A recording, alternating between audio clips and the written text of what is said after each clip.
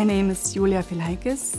I am working with ICLEI, European Secretariat.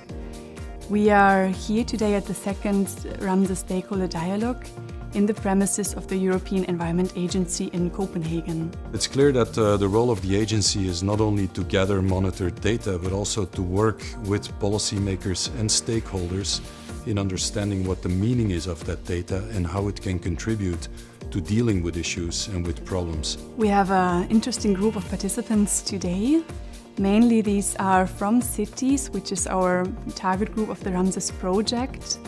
And they are coming today from very different regions and also from very different sizes of cities. I think this is a fantastic opportunity for European cities to come together, to share around what is good practice, to share around what they're doing in their cities, to learn from each other. We have been having a clear action plan on mitigation and how to reduce our greenhouse gases and so on, but we have not made a clear strategy on adaptation to climate change. Adaptation is a very important topic, as it is not about just one particular issue, but it's a very cross-cutting topic, and it affects various aspects of the citizens' lives in cities, but also, of course, beyond cities. There is a need of dialogue also between the scientific community and the stakeholders in order to build also multi-sectoral adaptation strategies. We know very well that climate adaptation cannot be solved only by governments. It will have to work with regions and cities on the public side. But also we look at cities and urban environments as places where businesses operate, where NGOs are operating, where citizen groups are operating, and we will need all the creativity and all the inputs from that network to deal with adaptation at the local level.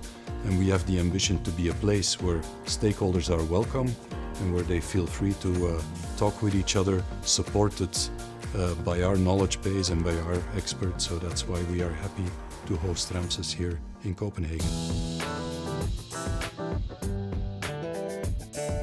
We are looking at 3 work packages of the RAMSES project, and in the first part of the day we are looking at health-related climate impacts. Climate change has many direct and indirect impacts on human health, and we start maybe looking at how heat or cold is impacting the human body and how this affects the mortality of the population in general. We also look at vector-borne diseases, so this is what mosquitoes or ticks can transmit. Furthermore, there are issues surrounding flooding, and again, it's more than just looking at the physical side of flooding, but we're doing research into how in areas that have been affected by flooding, mental health is sort of developing over the years after flooding events. In the UK, in London, our health partners want to see very quick wins, very quick benefits, because they're concerned with population health today.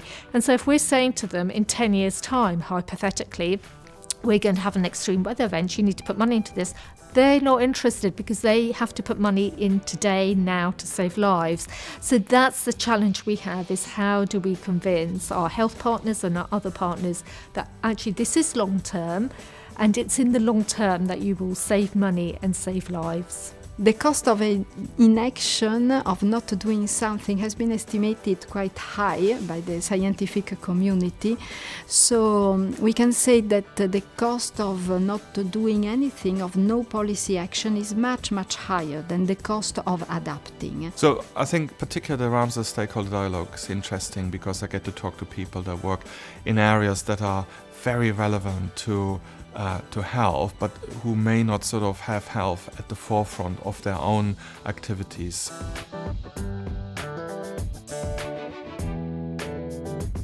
In the second part, we are broadening the scope, moving from health-related issues to a wider adaptation perspective. I think by bringing people from different areas together, you enhance knowledge, you can tackle issues, I think, in more details. And already the exercises and case studies that we've done today have shown how bringing people from different aspects together has actually produced this of enhanced knowledge.